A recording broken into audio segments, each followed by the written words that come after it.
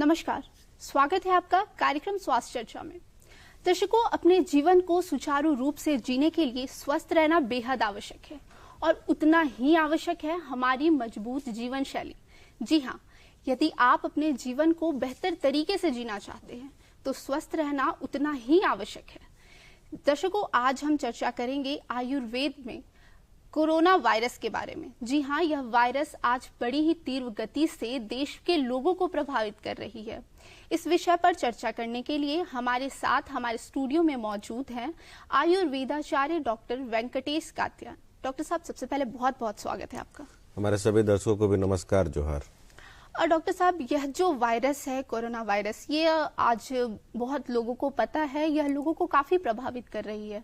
तो हम सबसे पहले जानना चाहेंगे कि यह वायरस क्या है और इसके प्रभाव क्या क्या है। जी बिल्कुल, सबसे पहले मैं वायरस के बारे में बताता हूँ कि वायरस एक तरह का छोटा जीव है जो खुले में तो निर्जीव की तरह काम करता है, लेकिन किसी भी तरह से हमारे शरीर में प्रवेश कर जाए या ड्रॉपलेट के माध्यम से, कफ के माध्यम से, किसी भी तरह से वो प्रवेश कर जाए तो वो सजीव की तरह काम करने लगता है। तो वायरस जो है एक तरह का प्रोटीन का कोटेड लेयर रहता है और जो कोरोना वायरस है उसका जो मटेरियल है वो आरएनए से बना हुआ, और फिर हमारे शरीर के साथ वो सेल के साथ संपर्क आने से जो उसका कोटेड जो एंजाइम होता है वो उसको ब्रेक करके हमारे शरीर में प्रवेश करता है। उसके बाद वो अपने रिप्लिकेशंस, अपने संख्या को बढ़ाते जाता है।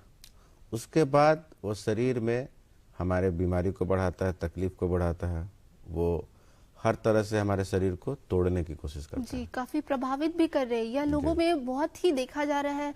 हम कह सकते हैं कि यह डर की भावना हो रही है कि यह वायरस कितना घातक है। तो बताएं हमारे दर्शकों को कि हम इससे किस प्रकार खुद को बचा कर रख सकते हैं। पहले तो कि प्रज्ञा पराधम ही मूलम रोगाणाम, आपको इसमें डरने की जरूरत नहीं, इसमें जानकारी ही बचाव है। आप इसमें परहेज रखें, बचाव रखें।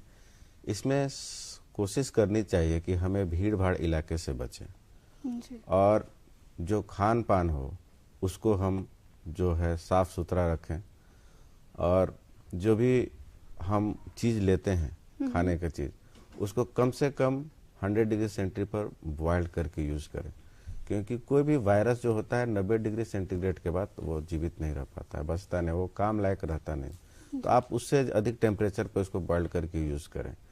और आप भीड़ भाड़ में जब हाथ से संपर्क करते हैं, किसी से हाथ मिलाते हैं, तो आप उसके बाद जो भी आप खाने की चीज़ लेते हैं तो कम से कम आप हाथ को अच्छे से धो लें। जी जी दर्शकों, आपको बता दें कि यह जो वायरस है वह चीन के वुहान से आई है। यह लोगों को काफी प्रभावित कर रही है। डॉक्टर साहब, जरा इनके बारे में हम जानना चाहेंगे, दर्शकों को बताना चाहेंगे कि यह जो कोरोना वायरस है यह क्या है और किस प्रकार यह प्रभावित कर रही है। इस पे जरा हम दृष्टि डालेंगे।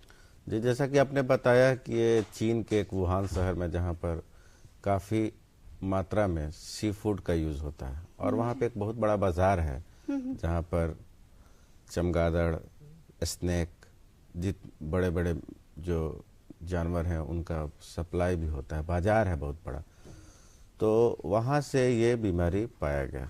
लेकिन सबसे पहले ये कोरोना वायरस जो है 1960 में देखा गया। जी, उस समय इसकी मतलब 5 तरह की प्रजाति थी, और उसमें क्या है कि कोरोना इसका नाम इसलिए पड़ा कि जो इसके वायरोलॉजी में जो हम अध्ययन करते हैं, वायरोलॉजी जो होता है वायरस का अध्ययन करने का। जी, तो इसमें अध्ययन किया गया तो इसका स्ट्रक्चर देखा गया क्राउन की तरह। क्राउन मतलब बोलते हैं मुकुट। जी, तो मुकुट की तरह इसका शेप देखा गया, तो इसीलिए इसका नाम पड़ा कोरोना वायरस। अच्छा। और ये एनिमल से मैन में आया। अच्छा, यानी जानवरों से मनुष्यों तक फैल रहा है ये रोग। और जब जानवर से मनुष्य पर आया तो मनुष्य भी उसका संवाहक हो गया, कैरियर हो गया। जी। अब उस मनुष्य से संपर्क में यदि दूसरे मनुष्य आते हैं तो फिर वो भी उसके कैरियर हो जाएंगे। जी, यानी कि हम कह सकते हैं कि यह एक संक्रमण रोग है। जी बिल्कुल, संक्रामक रोग है।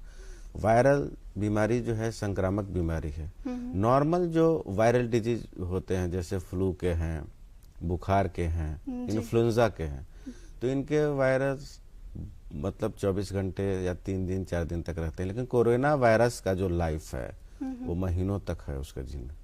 इसलिए वो आक्रामक है और उससे हमें डरने की जरूरत है। जी डॉक्टर साहब, भ्रांतियां फैल रही हैं कि कहा जा रहा है कि यह जानवरों से पाया जा रहा है, तो अब लोग मांस मछली के सेवन से बच रहे हैं, या फिर ये तो सही है कि इस प्रकार का भोजन हमें नहीं करना चाहिए। इस पर क्या बताना चाहेंगे हमारे दर्शकों को? बिल्कुल, जब ऋतु में परिवर्तन होते हैं तो बेशक है कि जानवरों में भी परिवर्तन होते हैं, और उसका मुख्य कारण है ग्लोबल वार्मिंग, प्रदूषण।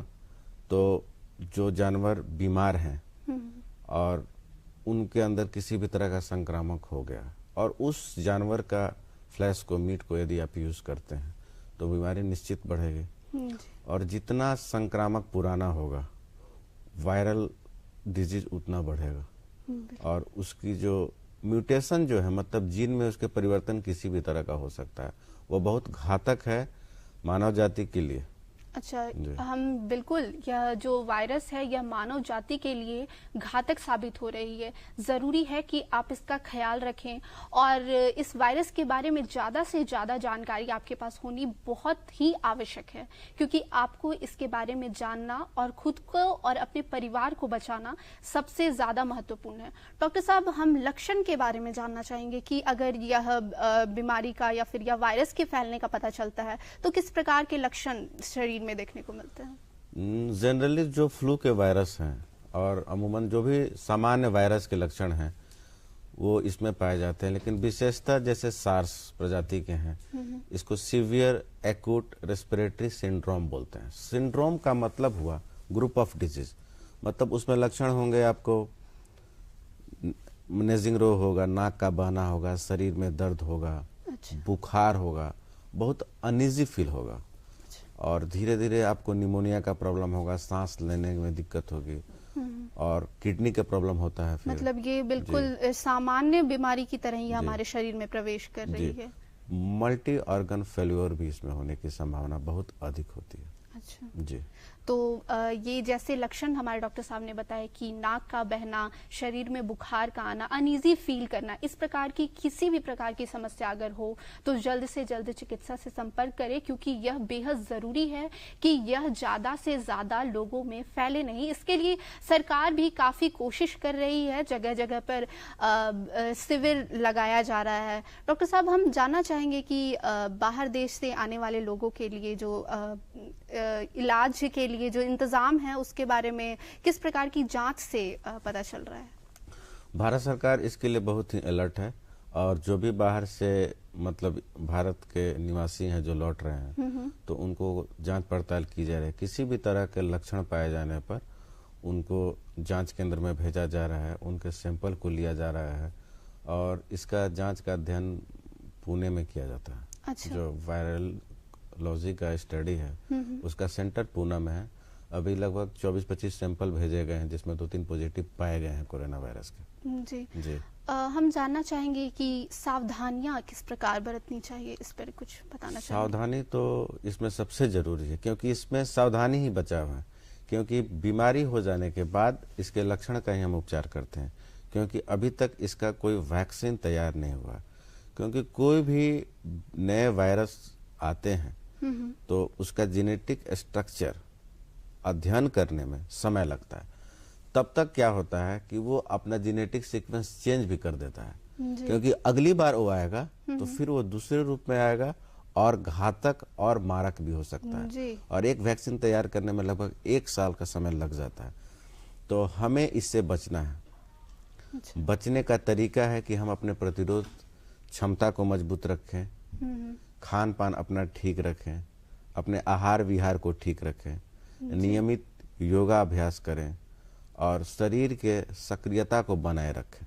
जी डॉक्टर साहब ने बताया कि इस प्रकार की जो भी चीज़ें होती है या फिर कोई भी बीमारी का पता लग रहा है तो चिकित्सा से संपर्क करें। साथ ही साथ अगर किसी प्रकार की समस्या अगर विकराल रूप ले रही है तो इसके लिए बेहद ज़रूरी है कि आपकी जीवन शैली अच्छी होनी चाहिए। डॉक्टर साहब, हम यह जानना चाहेंगे कि हमारे दर्शक को बताइए कि किस प्रकार से हम इससे सावधानियां तो बताइए, माफ कीजिएगा, सावधानियां तो बताइए आपने इसके बारे में। साथ ही साथ क्या उपचार हैं या फिर किस प्रकार हम खुद का बचाव कर सकते हैं? मैंने बताया कि जैसे वायरस का जो है उपचार अभी तक नहीं हुआ, लेकिन हम इसके लक्षण का इलाज करते हैं। जैसे नाक का बहना है, फ्लू का है, तो हम मॉडर्न साइंस में एंटीबायोटिक वगैरह जो यूज करते हैं। मैं आयुर्वेद की बात करता हूँ। आयुर्वेद में प्रतिरोध क्षमता बढ़ाने के लिए बहुत सारी औषध है। जैसे कोरोना वायरस का अंतिम संबंध श्वसन तंत्र पे पड़ता है। श्वसन तंत्र, रेस्पिरेटरी डिस्ट्रेस जिसको बोलते हैं, उस पर पड़ता है। तो हम श्वसन तंत्र के प्रतिरक्षा तंत्र को बढ़ाने के लिए जो हम आयुर्वेद में औषध प्रयोग कर सकते हैं, जिसमें है पीपल के पाउडर और दालचीनी के पाउडर को मिक्स करके आधा चम्मच मधु के साथ सुबह शाम सेवन करें। जी। आंवले का सेवन करें। जो आपका किचन है, पाकशाला है, वो मतलब आयुर्वेद का केंद्र है, आपको वो बहुत तरह की बीमारियों से बचाता है। इलायची है, इलायची का सेवन भी आप करेंगे तो आपकी प्रतिरोध क्षमता बहुत तेजी से बढ़ती है। और फिर गोल मिर्च है, त्रिकट्टू है, जायफल है, तेज पत्र है, तो इन सबका एक पाउडर मिक्स करके आप मधु के साथ प्रयोग करें और बच्चे को भी दें, बूढ़े को भी दें, क्योंकि इस बीमारी में सबसे पहले जिनका कमजोर प्रतिरोध क्षमता रहती है वो ज़्यादा इस बीमारी से प्रभावित हो सकते हैं। जैसे कैंसर के पेशेंट हैं, उनको विशेष ध्यान रखना होगा। जो डायबिटीज़ के मरीज हैं, उनको विशेष ध्यान रखना होगा। जो बार बार निमोनिया के शिकायत वाले मरीज हैं, उन्हें तो विशेष कर ख्याल रखना होगा। अपने नाक को ढक के रखें, जिनसे भी बोले बार बार हाथ धोना होगा और खान पान अपना अच्छा रखना होगा। जी बिल्कुल। इस मतलब जिन्होंने आपने बताया कि इतनी सारी बातें हैं जो कि आपको ध्यान रखना बेहद आवश्यक है। आपका किचन आपका औषधालय है, उसी से आपको बहुत सारी बीमारियों का इलाज मिल सकता है। इसके लिए आपको ज़रूरी है कि आप खुद का ख्याल रखें, जीवन शैली को मजबूत रखें, ताकि ऐसी कोई भी बीमारी आपको नुकसान ना पहुंचा सके, आपके परिवार को नुकसान ना पहुंचा सके। डॉक्टर साहब, यह जो बीमारी है इसके बारे में बातें तो होती रहेंगी। हम जानना चाहेंगे कि यह जो बीमारी की जो संभावनाएं देखने को मिल रही है, लोगों में जागरूकता फैलाने की ज़रूरत है, जैसा कि आपने बताया। तो हम खान पान से रिलेटेड जानना चाहेंगे कि जो परहेज लोगों में देखने को मिल रही है, तो क्या आहार और विहार रखें ताकि यह समस्या विकराल रूप ना ले सके और लोग स्वस्थ रहे बस। तो भारतीय संस्कृति के हिसाब से हम देखें तो अभी का जो मौसम है वो माघ ऋतु का है। तो जो ऋतु का आहार विहार दिनचर्या होता है उसको हमें जरूर पालन करना चाहिए जी। तो इस मौसम में जो फल होते हैं उसे खाएं और जो फ्रूट्स आपको शरीर के लिए लाभदायक हैं वो आपको बीमारी में भी बचाते हैं। जी। तो अभी में तिल का सेवन करें। तिल का सेवन करने से उसमें प्रचुर मात्रा में आपको मिनरल्स है, एंटीऑक्सीडेंट है, फ्री रेडिकल्स जो शरीर को बीमार बनाते हैं उसको बनने से रोकता है। आंवले का प्रयोग करें, च्यवनप्राश का प्रयोग करें। च्यवनप्राश के साथ आप मकर ध्वज और रजत भस्म को मिलाकर आप प्रयोग करें तो बहुत ही कारगर है वायरल डिजीज के लिए।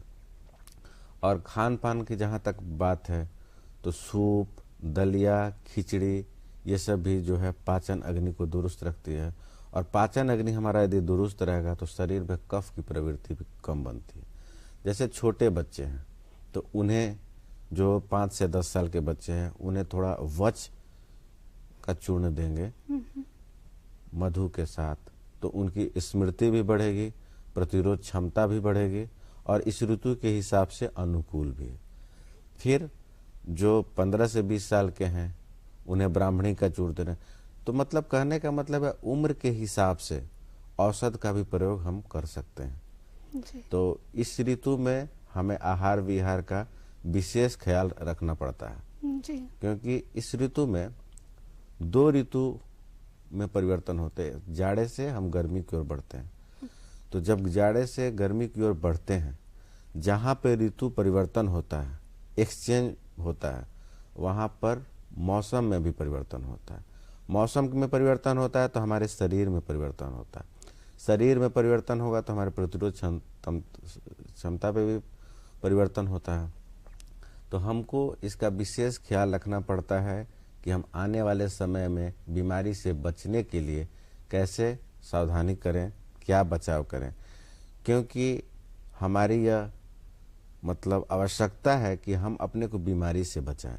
क्योंकि एक बार बीमार होने पर हमारा सेल जो है वो एक बार रिकॉग्नाइज कर लेता है बीमारी को, तो फिर वो बार बार बीमार होने की आदत डाल देता है। जी, तो हमको कोशिश करना है कि हम अपने प्रतिरोध क्षमता को बढ़ाते रहें और बीमारी से बचते रहें। डरने की कोई जरूरत नहीं। बिल्कुल, इस बीमारी में बोल सकते हैं कि सतर्कता की आवश्यकता है। सतर्कता और सहिष्णुता की बहुत ज़्यादा आवश्यकता है। डॉक्टर साहब, हम यह भी जानना चाहेंगे कि क्या प्रकार है और किस कारण यह समस्या फैल रही है? कोरोना वायरस एक्चुअली क्या है कि ये चाइना से आया।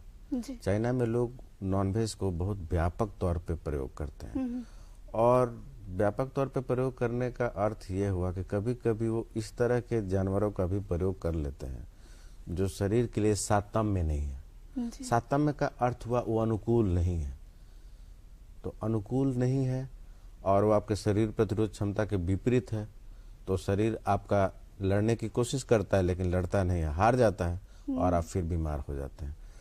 तो मैंने बताया कि ये एनिमल से आया, तो ये किसी से भी आ सकता है, स्नेक से भी आ सकता है, चमगादड़ से आ सकता है, जी। पॉर्क से आ सकता है, किसी भी जानवर से आ सकता है। तो इसका जो मटेरियल है आरएनए, ये काफ़ी तेज़ी से हमारे शरीर के सेल्स को जब संपर्क में आता है तो बहुत तेज़ी से रिप्लिकेशन फास्ट होता है। ये नॉर्मल फ्लू की तरह नहीं है। ये महीनों तक आपको प्रभावित कर देता है। इसका जो संक्रमण काल है कम से कम 15 दिनों तक रहता है। एक व्यक्ति के अंदर जब प्रवेश करता है तो 15 दिन तक प्रभावित है, और यदि प्रभावित है तो अन्य किसी और व्यक्ति को 15 दिन तक प्रभावित कर सकता है। इसलिए जो इससे संक्रमित हो चुके हैं उन्हें हमें भीड़ भाड़ से दूर रखना है, हमें उनसे भी दूरी बना के रखनी है, मास्क का प्रयोग करना है। हम ये कह सकते हैं कि छूने से या फिर साथ में संपर्क बनाए रखने से भी यह बीमारी फैल सकती है? वायरल बीमारी तो संपर्क बढ़ेगा, किसी भी तरह का ड्रॉपलेट्स थूकने, खखार, मल, यूरिन, टॉयलेट किसी भी माध्यम से बढ़ सकता है। इसलिए हमें इसका विशेष ख्याल रखना पड़ता है। जी बिल्कुल, कोरोना वायरस के ख्याल रखने की बेहद आवश्यकता है। आप सभी को, हम सभी को इसके बारे में जागरूकता फैलाने की आवश्यकता है, क्योंकि यह बीमारी विकराल रूप ना ले सके। इसके लिए काफ़ी कोशिशें की जा रही है, बहुत सारी बातें हैं जो कि हम आपके साथ साझा करेंगे। डॉक्टर साहब, यह जो कोरोना वायरस है यह आज वैश्विक आपदा घोषित हो चुकी है, तो इस पर क्या बताना चाहेंगे? जी, अभी तक जो रिपोर्ट आ रहे हैं कम से कम चाइना में 500 लोग इससे मतलब मृत्यु प्राप्त कर चुके हैं, और लगभग 20,000 लोग इससे प्रभावित हैं। जी। और चाइना से सटे हुए जो देश हैं जैसे थाईलैंड है, दक्षिण कोरिया है, और अमेरिका तक में इसके, जापान, और इवन अब भारत में भी इसके केस देखे जा रहे हैं जो बाहर से लोग आ रहे हैं। यह भी काफी फैल ही रही है, रुकने का नाम फैल ही रहे हैं। तो मैंने बताया कि इसका संक्रमण काल है 15 दिनों तक, इंक्यूबेशन पीरियड कहते हैं वायरस का। तो ये 15 दिनों तक किसी व्यक्ति के अंदर है, यदि वो 15 दिनों तक किसी के अटैच में नहीं है और वो सुरक्षित है, बच गया, तब तो वो डेंजर जोन से बाहर चला जाता है। लेकिन वो 15 दिनों तक किसी भी व्यक्ति के संपर्क में आएगा तो वो उसको बीमार बना देगा। तो हमें निश्चित उस बात का ख्याल रखना होगा कि इस तरह से प्रभावित व्यक्ति को हमें दूर रखना होगा। अच्छा, मतलब अगर इसके संक्रमण से कोई रोग है या फिर व्यक्ति है तो उससे भीड़ भाड़ के इलाके से दूर रखना जरूरी है, क्योंकि यह संक्रामक रोग है, एक व्यक्ति से दूसरे व्यक्ति तक यह फैल सकती है। डॉक्टर साहब, जांच के बारे में अगर हम बात करें तो क्या प्रबंध है इसके? जांच का प्रबंध तो इसका है कि सब जगह हो नहीं सकता। मैंने बताया कि इसका जांच सिर्फ पुणे में अभी हो रहा है, और ये सैंपल वहाँ पे जाता है और एंटीबॉडी का टेस्ट होता है। ये एक्चुअली क्या है कि हमारे प्रतिरोध क्षमता को कमजोर कर देता है, तो इसमें हम लोग एंटीबॉडी का टेस्ट कराते हैं, इसके कल्चर का स्टडी करते हैं। उसके बाद हम देखते हैं कि इसमें है कि नहीं, क्योंकि हर एक फ्लू जो है वो कोरोना वायरस नहीं है, लेकिन यदि कोरोना वायरस है, उसके जांच में मिलता है, तो हमें उस पेशेंट को विशेष तौर का ख्याल रखना पड़ेगा, उसके इलाज में, उसके मतलब जो संक्रमण है जिस तरह का हो, उसको श्वसन तंत्र में है तो श्वसन तंत्र संबंधित उसका इलाज करेंगे, फीवर है तो फीवर का इलाज करेंगे। वायरल डिजीज में यही होता है, जो लक्षण है हम उसका इलाज करते हैं, क्योंकि वायरस का इलाज अभी तक खोजा नहीं गया। अच्छा, और अभी तक यह जी, और वैक्सीन तैयार होने में समय लगता है, और तब तक वो अपना जीन सीक्वेंस चेंज कर चुका होता है, वो अगले बार वो नए रूप में आता है। जी। जी। डॉक्टर साहब, आगे हम जानना चाहेंगे कि किस प्रकार के लक्षण दिखाई देते हैं अगर किसी व्यक्ति को यह बीमारी होने की आशंका है, तो क्या कुछ देखने को मिलता है? इसमें है कि वो व्यक्ति जो है कमजोर जो हैं, जो मतलब बार बार बीमार पड़ते हैं, उन्हें तो विशेष ख्याल रखना पड़ेगा, जी। क्योंकि ये जल्दी ही वो प्रभावित हो सकते हैं। अच्छा। और जो मतलब बहुत दिनों से जिनको अस्थमा का प्रॉब्लम है, श्वास से संबंधित प्रॉब्लम है, तो वो इससे जल्दी प्रभावित हो सकते हैं। श्वसन तंत्र में इसका बहुत ही मतलब घातक रोल है कोरोना वायरस का। अच्छा, कोरोना वायरस का श्वसन तंत्र में काफी बड़ा घातक रोग है। यह मतलब आगे भी विकराल रूप ले सकती है। यह छोटी सी चीजें हैं जो कि आपको ध्यान में रखनी बेहद आवश्यक है। आपको अगर इस प्रकार की कोई भी समस्या, कोई भी लक्षण देखने को मिलती है, तो जल्द से जल्द चिकित्सक से संपर्क करें। उनसे संपर्क करने के बाद जांच के आधार पर आप स्वस्थ हैं अगर पता लगे, तो यह बेहद ही जरूरी है आपके लिए। डॉक्टर साहब, आगे हम बात करेंगे कि यह जो वायरस है यह अभी कितना कारगर कर रही है और कितना ज्यादा यह घातक साबित हो रही है, बताएं हमारे दर्शकों को। ये आने वाले समय के लिए यदि हम सचेत नहीं हैं तो मानव जाति के लिए बहुत ही घातक और मारक सिद्ध होने वाला है। जी। और हमें अलर्ट होना होगा, हमें चिकित्सा विज्ञान को भी अलर्ट होना होगा कि किसी तरह के वायरल डिजीज को तुरंत पहचानने की कोशिश करें, क्योंकि वायरल डिजीज जो है बहुत ही तेजी से फैलता है। और मैं बताया कि ये आज जो वैश्विक परिवर्तन है, ग्लोबल जो है, उसके कारण इनकी घातक मारक इतनी बढ़ गई है कि जिसका हम लोग अभी अध्ययन ही नहीं कर पाते हैं, तब तक वो तीसरे नए रूप में आ जाते हैं। पिछले बार आपने देखा निपाह वायरस आया था, स्वाइन फ्लू, सब इस तरह के जो भी वायरस आते हैं, तो इसका वैक्सीन तैयार होने में बहुत ही प्रक्रिया लग जाती है। जी। डॉक्टर साहब, हम जीवन शैली के बारे में जानना चाहेंगे कि कैसी जीवन शैली होनी चाहिए हमारी। जी, तो मैंने ये बताया कि जैसे नगरपाल जो है नगर की रक्षा करता है, उसी तरह बुद्धिमान मनुष्य को अपने शरीर की रक्षा करनी चाहिए। शरीर की रक्षा आपकी होगी दिनचर्या पालन करने से, ऋतुचर्या पालन करने से और रात्रिचर्या पालन करने से। क्योंकि हम भारत में रहते हैं और आयुर्वेद जो है प्राचीन चिकित्सा पद्धति है, और आयुर्वेद में सब कुछ बताया गया है, जीने का तरीका सब बताया गया है। जो आज आप कोरोना वायरस सुन रहे हैं, ऐसा नहीं है कि भारत में पहले चाहे किसी भी वर्ल्ड में इस तरह की बीमारी नहीं पाई जाती थी। पहले पाई जाती थी, उस समय जनपदोध्वंस बोला जाता था। कुछ खास तरह की बीमारी हो जाती, उस समय पहचान नहीं हो पाती थी और हजारों लोग इस तरह से मर जाते थे। तो मैं ये बताना चाहता हूँ दर्शकों को कि आप अपनी जो दिनचर्या है, वो आहार है, वो विहार है, अपने रात्रि दिन और उसके हिसाब से करें। जी। मतलब कि अगर हमारी जीवन शैली मजबूत होगी तो कह सकते हैं कि हम भी स्वस्थ रहेंगे और अपने जीवन का पूरा आनंद उठा सकेंगे। डॉक्टर साहब, समय काफी कम है हमारे पास, हम जरा थोड़े से समय में जानना चाहेंगे, कुछ सुझाव या जानकारी हमारे दर्शकों को देना चाहेंगे इस कोरोना वायरस के बारे में। जी, मैं इसमें एक सुझाव देना चाहता हूं कि आप तो सबसे पहले आप भीड़ भाड़ के संपर्क से बचें, मास्क का प्रयोग करें और बार बार हाथ धोने का कोशिश करें। और आयुर्वेद में कुछ औषध का आप प्रयोग कर सकते हैं जिससे आप बचें, जिसमें गिलोय है, हल्दी है, दालचीनी है, तुलसी है। ये सब का प्रयोग आप लगातार करें तो आपकी प्रतिरोध क्षमता एकदम दुरुस्त रहेगी और बीमारी से आप बचे रहेंगे।